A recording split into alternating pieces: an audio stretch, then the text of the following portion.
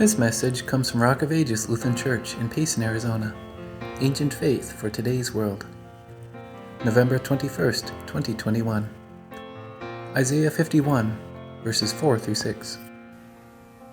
There was a time years ago when I was a seminary student and I didn't have any tailored suits that were tailored just to fit me. So finally, when I had saved up enough money, I went to make my first purchase of tailored suits. I hadn't even done that for my wedding, so I wanted to make sure I got this purchase right. I went to the store that had the ad campaign with the spokesman saying, "You're going to like the way you look. I guarantee it." Well, it wasn't that guarantee that got me so excited. It was the other guarantee. The lifetime guarantee that they would repair any sort of defect or damage that would happen to the suits. And sure enough, things wore out over time and one of the hems started to come apart on the suit. So I took it to one of their stores and they fixed it free of charge. Things don't last, but it was nice to have that assurance that this would last. There are some things that we also crave assurance for, far more important than a major purchase. What about God's plan for you and for your life? How can you be assured that His plan will be carried out for you? After all, we face many terrible setbacks and unwindings in our life, and it seems like things are going to crash at times. How can we be sure? How are we assured that God will carry out His plan for us?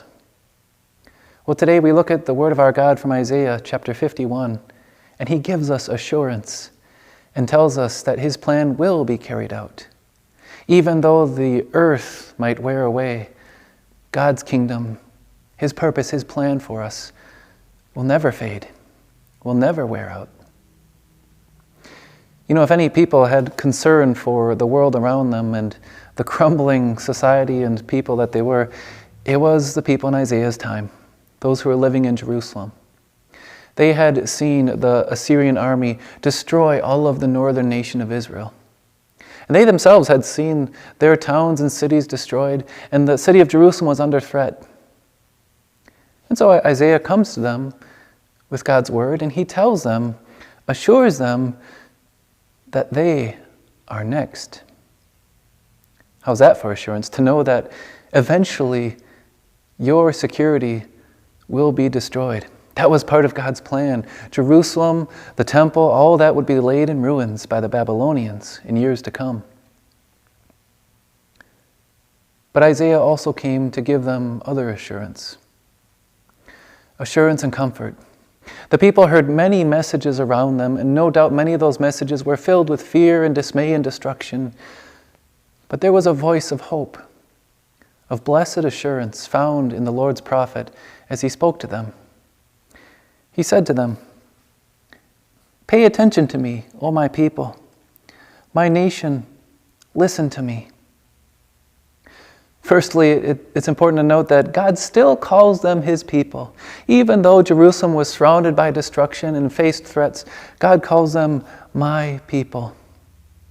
And even though they heard the voices and hysteria all around them, God calls out amid all the clamor and says, "My people, listen to me." In today's world too, God's people are surrounded by so many voices, but He does call you His own. The scriptures say, you are a chosen people, a royal priesthood, a holy nation, a people belonging to God. And so God says to you, you are my people. Even as you see wars, rumors of wars, disease, even as those who are close to you might suffer under cancer or illness or COVID, you know God still calls you His people. Pay attention to me, my people. And as His people are there in the stress of this world, God says, listen to me. Don't just listen to the evening news and listen to all the politicians and the promises of others. Listen to me, my people. What is His message? For the law will go out from me, and I will establish my justice as a light for the peoples. My righteousness is near, my salvation goes forth. Though Jerusalem would eventually be destroyed, And the Babylonians would try to overturn and destroy the temple, the city walls. They would try to silence the word of the Lord. They might accomplish all the other things, but they would not cause God's plan to fail, and they would not silence the word of the Lord. God says, the law will go out from me, and I will establish my justice as a light for the peoples. The message that God had planned would go out from Jerusalem and from his people all to the ends of the earth, to the peoples. And what was that message? My righteousness is near. My salvation goes forth. My arms will bring justice to the peoples. God promises his righteousness, his salvation. And it's a message to go out to all the people, not just for Jerusalem that was facing so many threats, but it has gone out. God has accomplished this.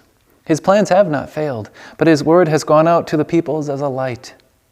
His message of salvation and righteousness have gone forth, and it has spread to the ends of the world, so that what Isaiah prophesies has happened. He says, the seacoast, that is the distant lands, will wait for me. They will have confidence in my arm. Not only can the believers trembling in Jerusalem trust that God's plan will be kept, they are assured his word will go out, and many surrounding nations all around this world will put their trust, their confidence in the Lord as he sends out his word of his salvation and his righteousness. How would that take place? It says, my arms will bring justice to the peoples. We live in a society that wants assurances. That's why that ad campaign, I guarantee it, was so successful. People want assurance that things will go well. But it's always hard to come by, isn't it? Consider, for example, when you go to the airport, as you're traveling, the screens show you as you're nearing your terminal when your flight time will be, or if it's delayed, showing you that air travel is not an exact science, but has unexpected setbacks. And then as you continue further, they check your luggage and they scan through your person to make sure there are no weapons, because air travel can sometimes have hijackers and it can be dangerous. Maybe it won't happen to you, but it can, so they have to check. And then as you get on and board your plane, you hear the pilot speaking, assuring you that you'll arrive at a certain time and you'll have safe travel.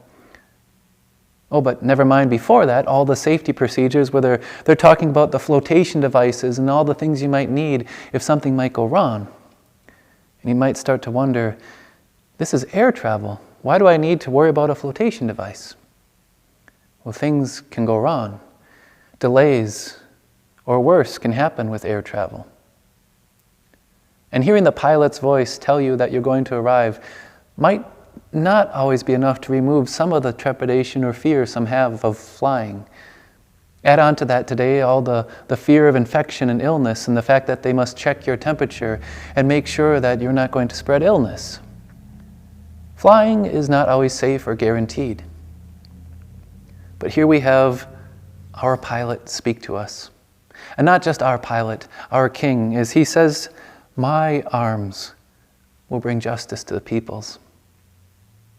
You want your assurance that God's plan for you will be carried out? He says, my arms will bring my righteousness, which is near, and will bring my salvation.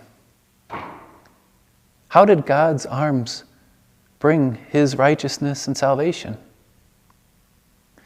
As we look at this world, we can see many things are not certain. It's hard to put your trust in someone or some assurance. But here, the Lord himself, far greater than any pilot or governor or king or spokesman, he, the Creator, the Lord of all, tells you, my arms will fulfill this. And he says, his righteousness and salvation are near. The prophet Zechariah also spoke of God bringing his righteousness and salvation when he said, look, see, your king comes to you, righteous and having salvation, riding on a donkey, on a colt, the foal of a donkey. God came in his own arms and strength, bringing righteousness and salvation. The man Jesus didn't seem like he had such powerful arms as he was riding that donkey into Jerusalem, but he came with God's righteousness to give to his people, the holy life that he had lived. And he came in lowliness. That man, Jesus, the true Son of God, came to give his righteous life to bring us salvation. The justice that he came to establish was that he would himself take on the justice and holiness of God as he would pay the price of sin. The plan could not fail because God's own arms fulfilled it in his own Son. And Jesus' own arms won salvation for you on the cross as his arms were spread, and he met the holy justice of God so that you could be assured God's plan for you will not fail. And Jesus, the lowly Son of God, rose from the grave in victory. His righteousness is near. His salvation goes forth because he is the living God who now sits on his throne. And it's the living Jesus who says to you now, lift up your eyes to the heavens. Look closely at the earth beneath, because the heavens will vanish like smoke, and the earth will wear out like a garment, and its inhabitants will die like gnats. This world won't last. You know, it's that time of year in Payson where people are starting to light their fireplaces, and you can see the smoke going up from the chimneys. And it just dissipates and disappears. God says, that's what will happen with this world. All the universe and the stars in the sky will vanish like smoke. And I once had a garment that I got at 15 years old that was a favorite sweater of mine. I wore it for many years, obviously not every day, but finally after about 20 years, I decided it was too worn out to keep. Clothes don't last. Not even those that have a guarantee. That's the same with this world. He says, the earth will wear out like a garment. Like an old worn out garment, God will discard and toss out this world which is fit for destruction. And just as all the insects begin to die in heaps as the frost comes, all its inhabitants will die like gnats. This is the holy justice of God on a world cursed by sin. He will put an end to it and it will be destroyed. That much you can be assured. But more than that, he tells you who put your confidence in the Lord, who wait in him. He says, but my salvation will remain forever. My righteousness will never be abolished. You want assurance of what is God's plan for you? His plan is, his righteousness is near. He brought it to you through the coming of his Son and worked it by his own arm as he won justice and paid for your sin. And his salvation, his rescue from this world which will be destroyed, is yours. You will be called out of the dust, and God will raise you with his Son to have a glorified body. And there will never be anything that wears out or decays. There will never be anything to cause harm or pain. There will never be any plane crashes, never any illness, never any hysteria on the report of the news, or anything to come and harm. God says, my salvation will remain forever, and my righteousness will never be abolished. You will sit in the kingdom of Christ, the new creation, the new heaven and new earth. And the pilot speaks and assures you, you will be in that destination, that eternal paradise forever. He guarantees it. So now listen to the word of your God as you face all the fears of loss, the fears of pain, all the terrible things that happen in this world which will not last. This world will wear out. It has no guarantee. But your God assures you of this. Pay attention to me, O my people. My nation, listen to me.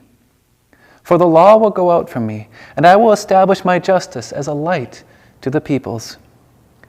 My righteousness is near, my salvation goes forth, and my arms will bring justice to the peoples. The seacoast will wait for me. They will have confidence in my arm. Lift up your eyes to the heavens. Look closely at the earth beneath, because the heavens will vanish like smoke. The earth will wear out like a garment, and its inhabitants will die like gnats.